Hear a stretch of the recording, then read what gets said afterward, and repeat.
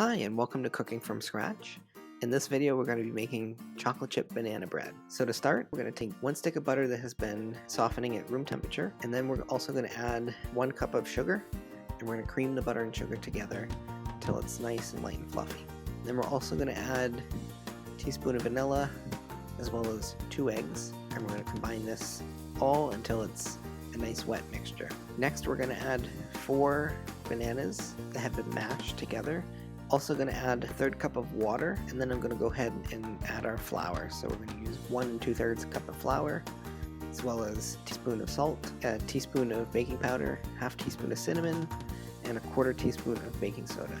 I'm going to just stir this until it's all combined, and then I'm also going to add a cup of chocolate chips, and then I'm going to pour our banana bread mixture into a greased and floured loaf pan, and I'm going to bake it for 350 degrees for 55 to 60 minutes, and just start checking it around 55 minutes and poke it with a toothpick in the center.